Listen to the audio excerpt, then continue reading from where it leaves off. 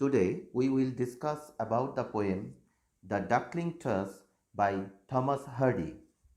Thomas Hardy was a British poet and novelist, son of a country stonemason and builder. He practiced architecture before beginning to write poetry, then prose. Thomas Hardy belongs to the Victorian age.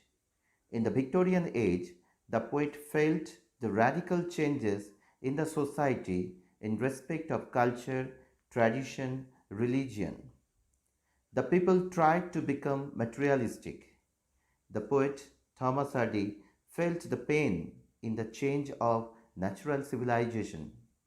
Thus, the poem echoes Hardy's despair, weariness, and loss of hope for humanity's fixture. About the poem The Darkling Thrush. The original title of the poem was By the Century's Deathbed. In the title, the word darkling means a sense of darkness and desolation, suggesting the uncertainty of future. The thrush is a bird whose song amidst the desolation of the wintry landscape brings a kind of optimism and renewal. The poem speaks about the melancholic attitude of the poet who is thinking over the desolation of the natural world and gloomy transition into a new century. Amidst this, the song of the thrush is indicative of some blessed hope and stands for new hope and joy that can brighten up the gloom. Now we will go for the line by line explanation of the poem The Darkling Thrush. I leaned upon a coppice gate when first was spectre. Here the poet vividly portrays the wintry landscape using the image of frost to convey a sense of desolation. He was leaning upon a coppice gate with a pessimistic mood. The word spectre is indicative of the obscurity and uncanny atmosphere of the landscape. And winter dread made desolate the weakening eye of day. Here the word eye of day means sun, and the word winter's dread means the last remnants or the worst part of the winter season. The phrase weakening eye of day suggests the waning daylight that creates the atmosphere, gloom, and decay.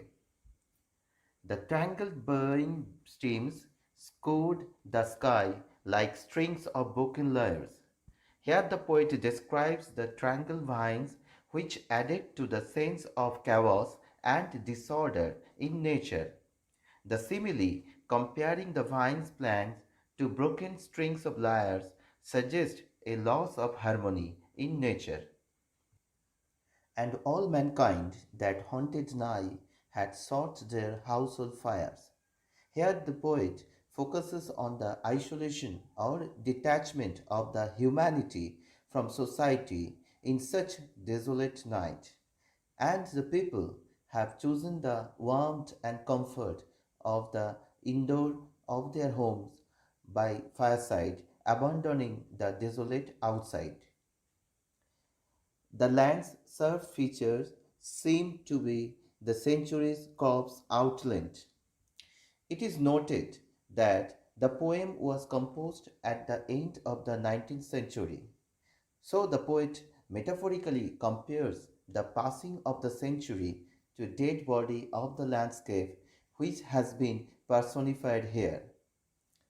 He scraped the cloudy canopy, the wind is dead lament.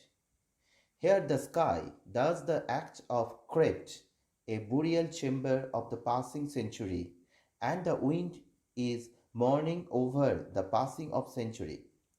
The poet uses these images to create a sense of melancholy. The ancient pulse of germ and birth was shrunken, hard, and dry.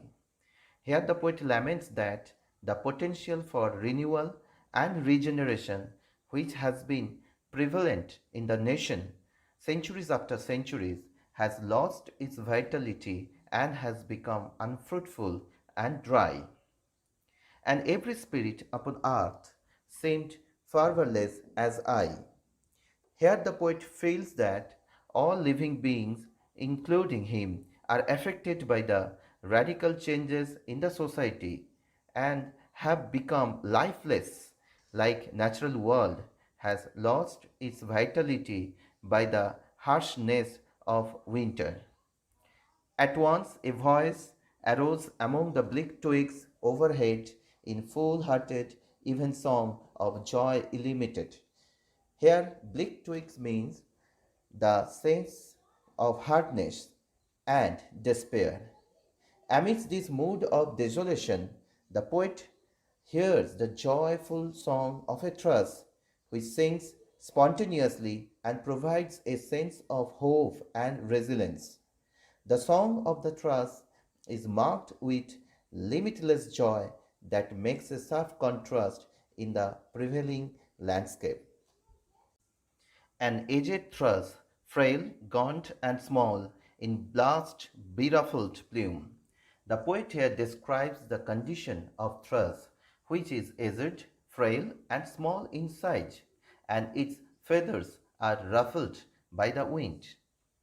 Had chosen thus to fling his soul upon the growing gloom. Despite its disadvantaged condition, the thrush has chosen to sing spontaneously in this gloomy atmosphere to provide hope and life to the humanity. So little cause for carolings of such aesthetic sound was written on terrestrial things afar or nigh around. The poet thinks that he has found nothing encouraging to inspire the thirst for its song. Here, carolings means song. That I could think there trembled through his happy good night air some blessed hope whereof he knew and I was unaware. The poet thinks that he does not know any cause for such ecstatic song of the thrush. He also thinks that the bird may aware of some joyful hope that prompts the bird to sing, but the poet is